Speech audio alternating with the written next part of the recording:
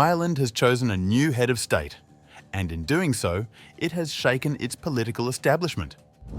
Catherine Connolly, a left-wing independent backed by Sinn Féin, Labour, the Social Democrats, People Before Profit and the Greens, has been elected as Ireland's 10th president in a landslide victory.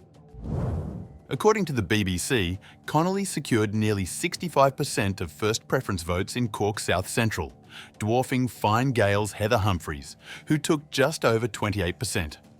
Former GAA coach Jim Gavin finished a distant third. Heather Humphreys conceded early, congratulating Connolly as a president for all of us. Speaking to reporters in Cavan Monaghan, Humphreys said she had not one regret, even as she condemned what she called awful sectarian abuse during the campaign.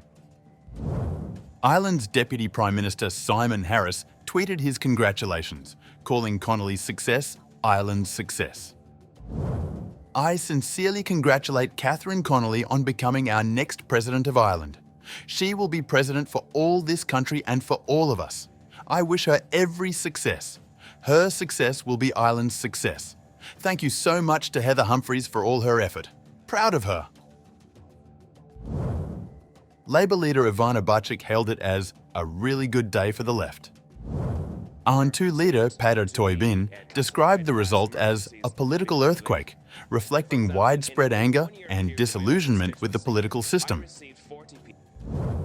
For Connolly, the result capped a remarkable rise from Galway City Councillor to Ireland's highest office.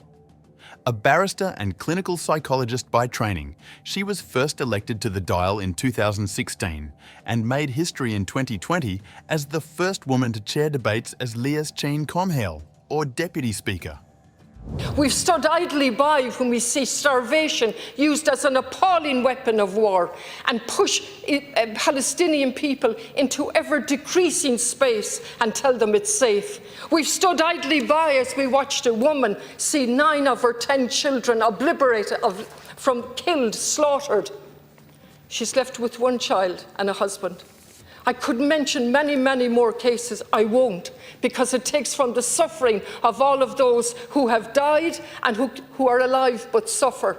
As we double speak from both sides of our mouth, Caig an Dá Híomh comes to mind when I listen to what's coming from that other side.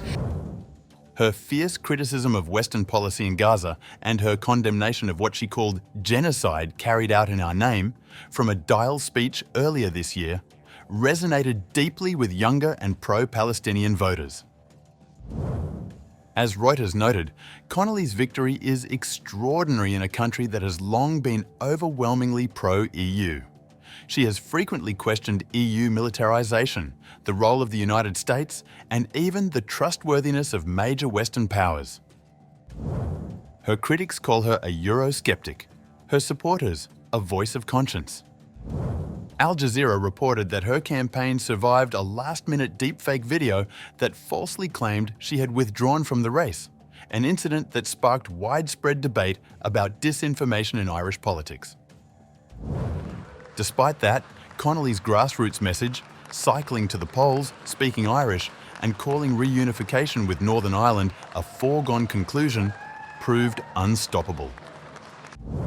Connolly succeeds Michael D. Higgins, who steps down after 14 years in office. Like Higgins, she inherits a presidency that, while largely ceremonial, carries moral and cultural weight far beyond its constitutional powers. Tonight, as Catherine Connolly prepares to move into Aras and Uachtaráin, she brings with her a promise to make language mean something, to hold power accountable, and to stand for Ireland's conscience on the world stage.